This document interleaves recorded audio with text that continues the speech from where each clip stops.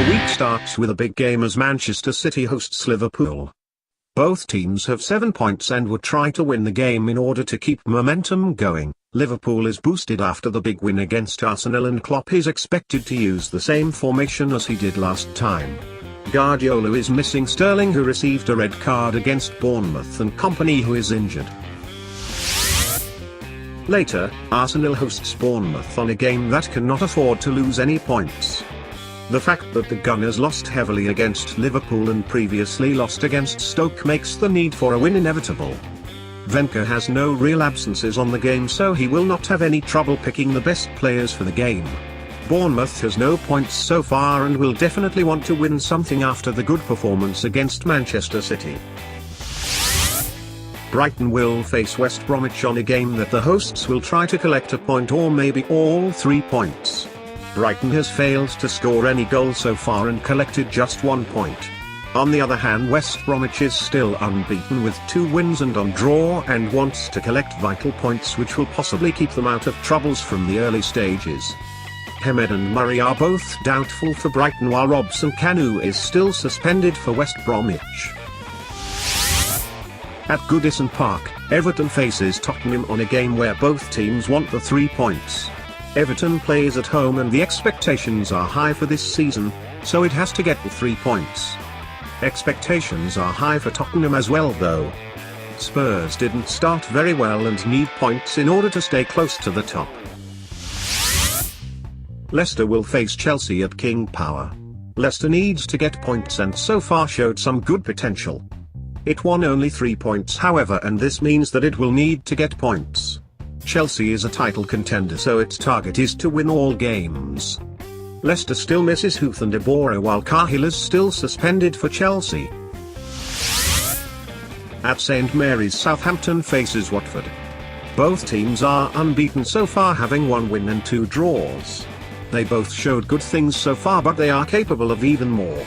Van Dijk is lacking match fitness, so he will not play for Southampton, while Watford is missing Cathcart due to injury and Britos, who was suspended on the game against Brighton. The last game of Saturday is between Stoke City and Manchester United.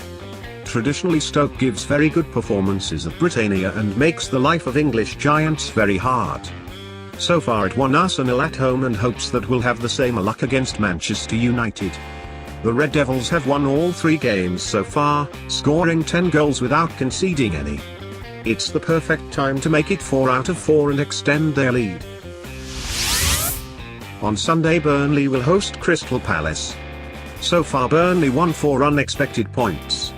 It won Chelsea at Stamford Bridge and won a point against Tottenham at Wembley. It has the chance of winning its first home game against a team which lost all 3 games and failed to score any goal. The pressure is high on Frank de Boer, as Crystal Palace will need to start collecting points if it wants to avoid relegation troubles. The other game of Sunday is between Swansea and Newcastle. Swansea has won 4 points so far, as it managed to collect 1 point on the first game against Southampton and won Crystal Palace on the 3rd game. Newcastle only managed to win the 3rd game against West Ham at home.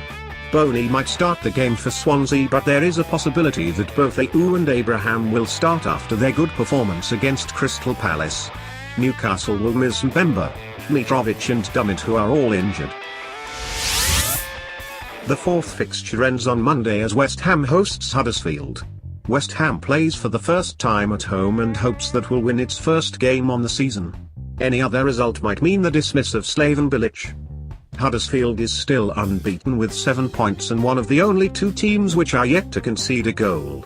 West Ham is missing Lanzini and Fernandes due to injury and Arnautovic due to suspension. On the other hand, Huddersfield has no real troubles and is expected to use the same formation as the previous games. Who do you think will win the big game between Manchester City and Liverpool? Do you think that Manchester United can make it 4 out of 4? Comment below. Don't forget to subscribe to our channel for more previews and reviews. Thanks for watching.